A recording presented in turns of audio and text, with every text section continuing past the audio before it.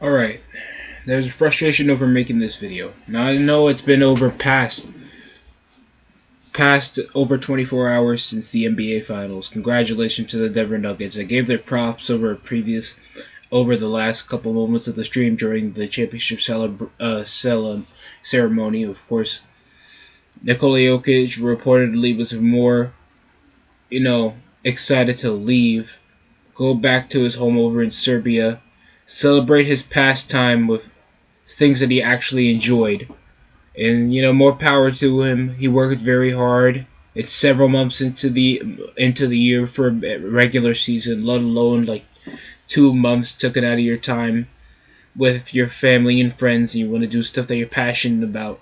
So, more power to Nikola Jokic, even though some people would advise him to, have a last hurrah and celebrate with his team over in the parade that a lot of teams do after winning a championship. But, yeah, I want to get things straight. The Miami Heat played like absolute dog water. And the overratedness that I've heard over in the basketball media involving Jimmy Butler goes over to his production that he has around the postseason. And I know I shouldn't be taking shit away from Jimmy Butler all for an underperforming series over what he's done to get them this far. So, I'm not going to be trying to denounce that. But let's just get it straight. The Heat were just absolute shit this entire series. Like, what came into the unsung heroes over this series being undrafted free agents. These guys were absolute dog water. Efficiency and field goal wise, they were point 146. Both teams were weak from behind the arc. Let's not get it. Turnover percentage was already around the double digits around the second half, and the Heat were leading by double digits around the first half. Bam Adebayo was attacking the paint, already averaging around 18. And then he closed out with only 20 fucking points. I saw more defensive efficiency over with Kevin Love that he rounded around, 2 blocks? Over 2 key starters around the team. And then immediately around the second half, they just forgot how to play basketball. I'm gonna shout out to a YouTuber. Go to Film Session that usually goes over and critiques, has tape. I think he's also going around WNBA basketball and going over certain teams' mistakes. And he was absolutely livid like I was. And if you guys couldn't see that, then here it is right now. Max Strus 1 for 12. He either is so indecisive around the paint, can't finish around spot-up shots, or he just can't distribute when he's obviously not a proverbial scorer. Let the guys that can actually fucking finish. Let Caleb Martin, that can finish, score. Let Gabe finish around the paint and score. They're letting guys that have less skill than some of the guys in the starting rotation move out over to the ball instead of distribute. The Heat are not fucking relying on ball movement when they're the lesser team with less chemistry. They're moving out and they're not distributing. And you know what's the worst part? Game 5 was still a winnable game. Over closer margins. They were only down by at least 5 points over the last, around 30 to 24 seconds left until Jamal Murray just came out of nowhere with 2 flat threes after Jimmy Butler was rounding around a 2-point deficit, hitting 2 straight threes after being absolutely non-existent in the second half. He wasn't crashing around the glass. He was doing dumbass faders. He was overly reliant over an ISO ball instead of moving out to the score. And whenever he has open looks, the nigga misses. Nobody needs that. That over-reliance over an hero ball in elimination game when you guys just need to fucking play smart. It is embarrassing basketball. And that's what costed them the conference finals upset from last season. And now I gotta hear DeAndre Jordan's an NBA champion. Joking. That's not a problem for me. That's not a problem. Austin Rivers winning an NBA championship before Carmelo Anthony is a problem for me. Jeremy Lin winning an NBA championship before Carmelo Anthony is a problem for me. Jimmy Butler flat out taking a fucking fadeaway 3 from behind the arc and just flat 14 seconds left over in the shot clock when he just could just wait and make a play instead of think like it all relies on him when he's absolutely a non-fucking factor to why they were even closing around the gap when Gabe Vincent was closing around an 8-0 run to even still close the gap after 2 straight 8-0 runs happened for the Denver Nuggets around the second half. What the fuck is Spoelstra doing? I get it. He has confidence on his team, and you need to make sure that your team has all the confidence in the world to make sure that they can execute so they can go over to the floor so they don't second guess their plays. I get that. But sometimes I feel like Spoelstra's just not really sinking it in to have Butler do these dumbass plays. And Bam Adebayo needed to be more efficient offensively around the floor. Because it felt like around the fourth and third, he did nothing. After having such outstanding performances around the first half. Nigga came with 18 points.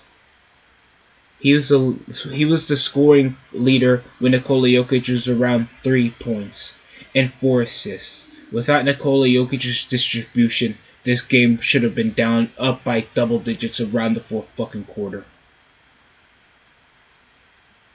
Bam Adebayo was hitting fadeaway 2s, excellent jumpers around the field goal. He was actually attacking around the glass, and this is when they were subbing out Nikola Jokic around halftime. Before halftime. My man was already with near double digits around halftime, man. 18 points. Jimmy was at with 8. Gabe Vincent was scoreless. The depth was actually doing something. Kyle Lowry was still the more efficient person over on 3, especially that 3 that he marked around the corner to keep the game alive. Shoutouts to Kyle Lowry. There is no way a 37-year-old 6-man has done more to contribute around this series than our 2 fucking all-stars that we have on the team. And what was that false hope over with Tyler Hero to even play over his injured hand? I don't mind him being at least a spiritual part of the team to give some type of optimism. But what, we're going to play him Game 7? I mean, what we're going to do, play him Game 6? To give more minutes to Udonis Haslem? Please give me a break. Don't you dare play Cody Zeller again. Don't you dare. There is no contribution even in producing carbon dioxide and oxygen that Cody Zeller is ever useful to this team. That's why he only played a minute, just to make Nikola Jokic get more offensive rebounds. Duncan Robinson, an absolute fucking non-factor. He only sprayed a late 3, and then he's coming out going 1 for 3 from behind the arc. 2 for 6 from the field. These series with Duncan Robinson, when they were playing him around the series, were absolutely dreadful. Duncan Robinson, again. I'll keep it going. He came with 12 points. 5 of 7. Exceptional production. But he's just a spot-up 3 with no defensive ability. He's not a 3-and-D because that requires him playing defense. But he's so sluggish and so bad off his foot, and he's never there to assist. I never see him cause offensive disruptions around possessions, and most of the time the nigga just can't spot it down whenever he's open from the corner. So if you can't defend, you're barely there to assist over on the defense, you're never good over on the fast break, you can just spot up shoot. Why the fuck are you on the roster? That's why you didn't have any goddamn minutes around the regular season. You're the definition of a designated hitter in the NBA, Duncan. You're just there for a specific source to just be there when we need you. And when it's all said and done, I hope they don't sign you back. Max Strus as well.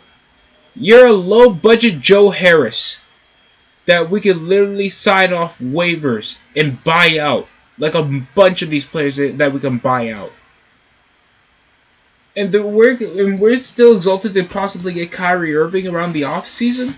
I wouldn't understand if he left. We already were a washed out roster, averaging around an age of around like 31 to 25. You're telling me our aging six man did more to impact the floor than our two guys that averaged 20 points this series. And Butler's coming out of like two back-to-back series when he was averaging around 24, and now he averaged around like 18, 19 points per game. And then with low efficiency, nigga went like in 5 of 18. 2 for 5. If it wasn't for that, he would have been not shooting the fucking ball at all. 1 for 6 was Strus. Only with 12. And the guy didn't spark up since the first quarter, when they were actually trying to trail. So what was the point? They were just getting beat out from the rebound, and Jamal Murray they have no hustle play. That's the basics of all of it. They had no hustle play. They could have took over in the lead and extended it. Even when the Nuggets were coming back, there was still a winnable possibility for the Heat to even do it. This is fucking Michael Jordan's bastard child. Fuck Jimmy Butler, bro. I'm sorry. I understand this is basically a vent in the bitterness of a fan. But come on.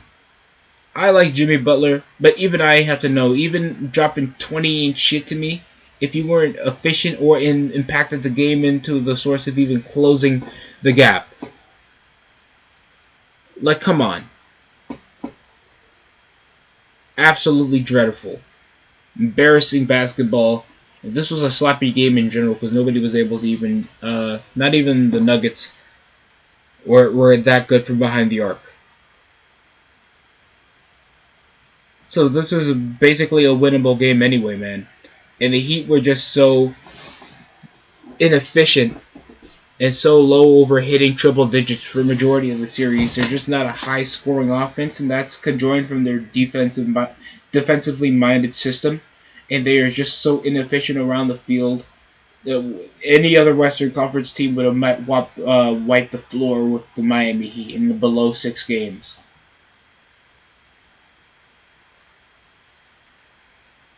Including the Los Angeles Lakers if the conference finals went the other way. So that's my 2 cents on the matter. I'm gonna take my Tylenol. That's it from the Sidelines production, and I hope you guys enjoy the rest of your day.